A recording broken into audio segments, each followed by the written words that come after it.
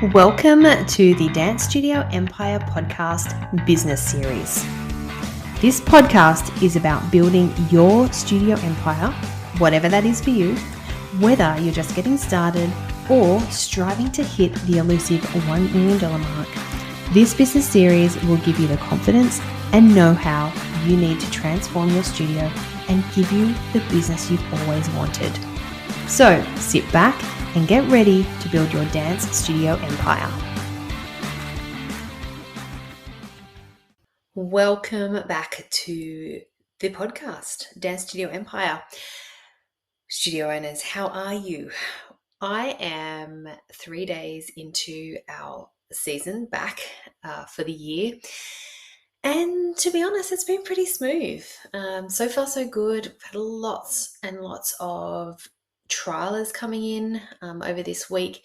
And the more exciting part is they are converting. And I will actually do full numbers for you in a couple of weeks. I always find it takes a good 3 or 4 weeks for numbers to settle. But then I will come and I will let you know exactly what our percentage of getting new students in and the conversion rates were. And then I'll be able to update you on retention as well. So that side of things are going really well. Teachers are in and settled. This year, I actually haven't had to put any new teachers on. So that's really takes a lot of pressure off. I don't know about you, but when a new teacher's coming in, there is a little bit of nervousness that goes with that because obviously you want them to fit in and do really well and you want them to be loved by everyone.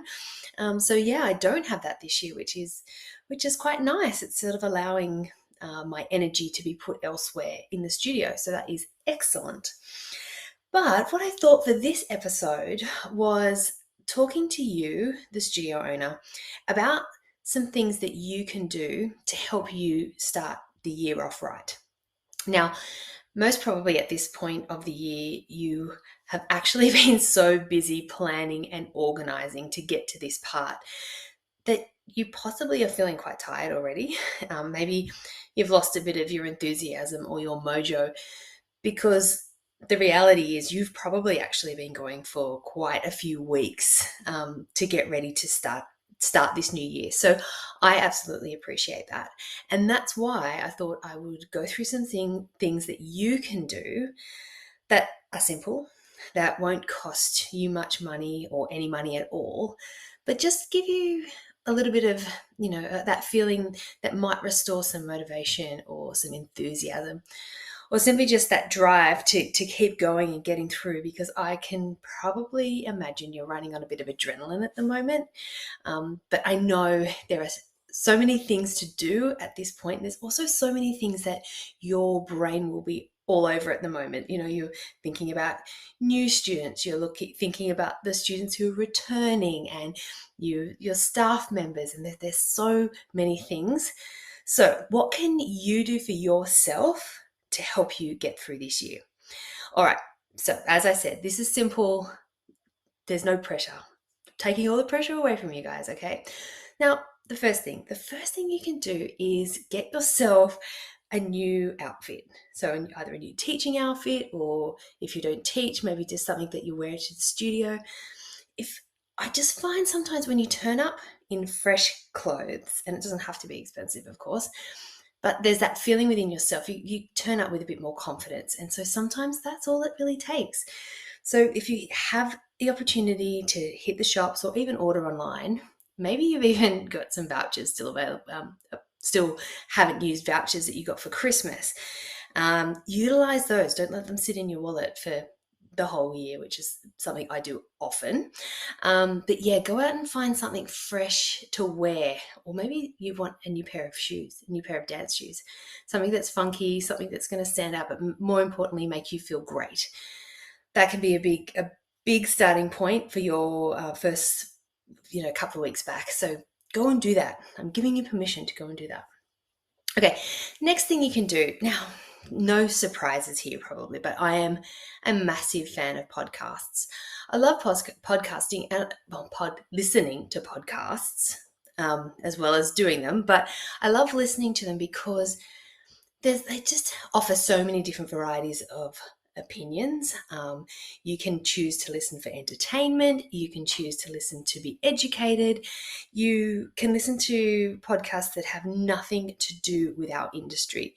And sometimes I think that's really important. And maybe that you love murder mysteries or romance stuff, or gossip, something that will take you away from the industry is a really great place. I think mentally for us, if we are coming home from the studio, usually it's late at night, and you've probably had to be talking to lots of people for a long period of time.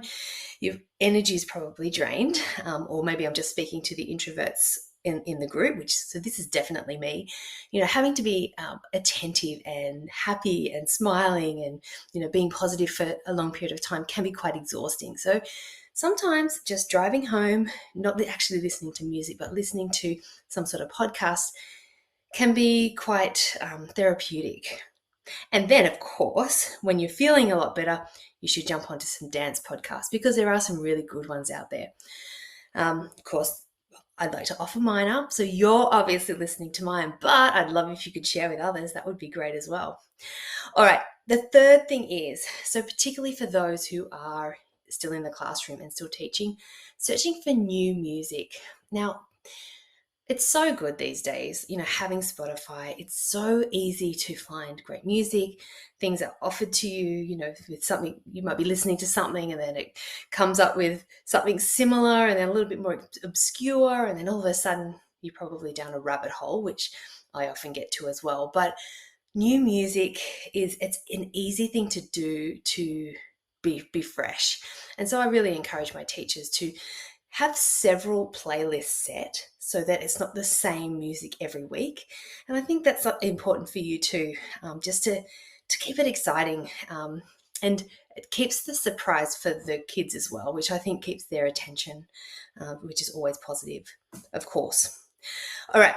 The next thing is, I would love to encourage you to look for some new ideas. So getting inspired, what is it that you can listen to or watch? How can you continue your professional development to take running your business, training your teachers, new ways of retention and marketing? How can you take your studio to its next level?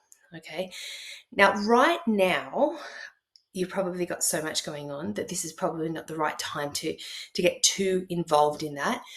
Give yourself a couple of weeks to just sort of get settled and, things are flowing. But once they are, stay inspired, try and stay fresh. And again, remove yourself from the industry all the time. It doesn't have to be industry specific.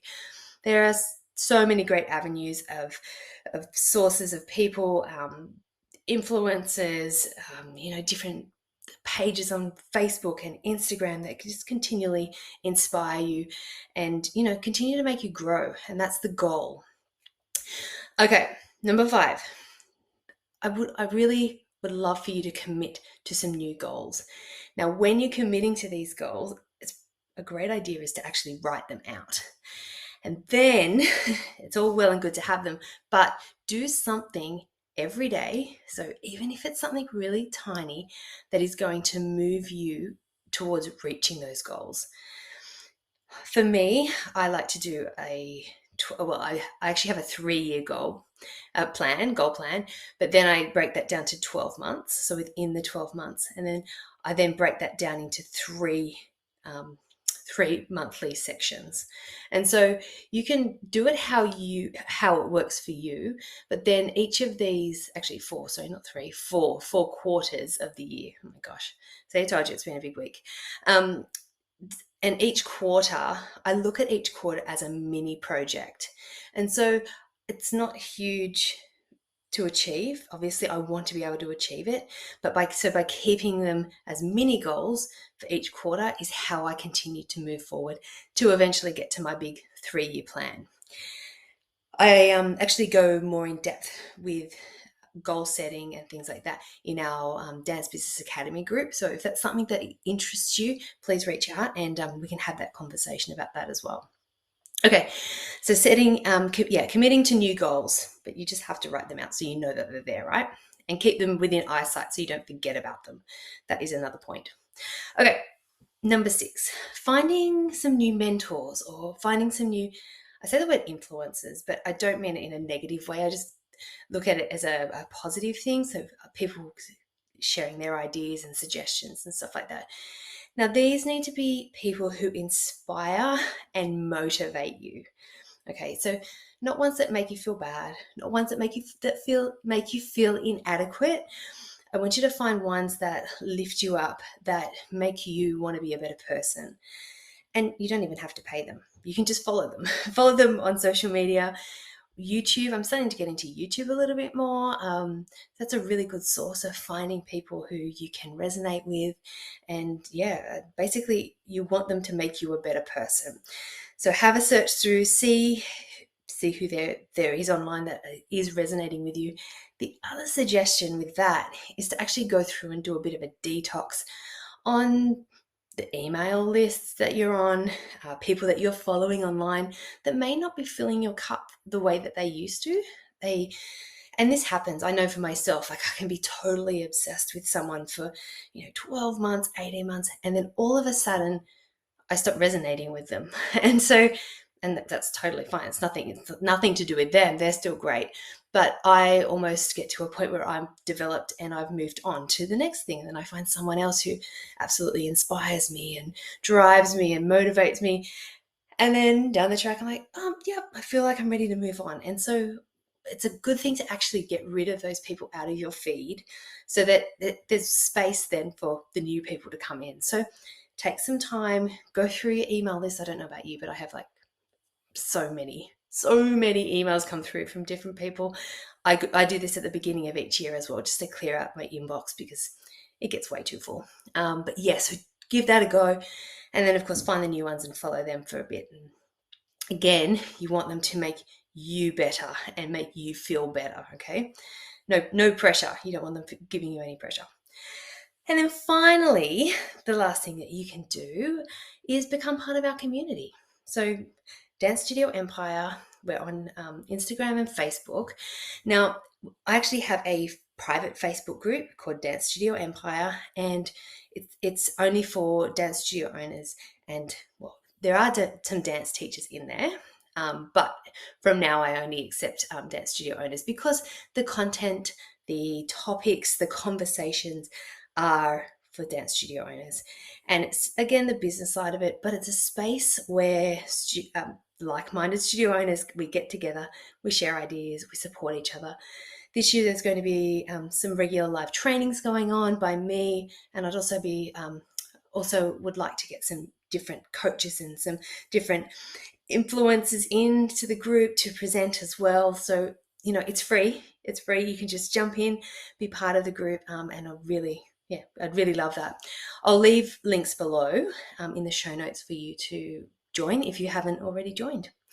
All right, that's it. It's short, it's simple, but I really just want you to start your year off the best way possible because it's going to be a great year.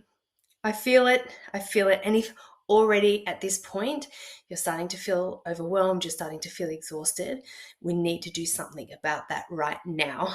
And if you didn't listen to last week's episode, I spoke about my story about burnout that I went through several years ago.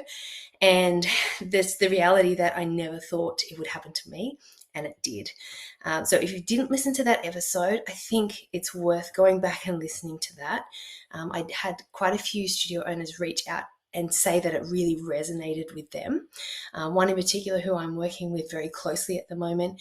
And so we literally sat down and we strategized and we worked out ways so that those feelings could stop now before anything gets worse, before she gets to the point where she can't continue.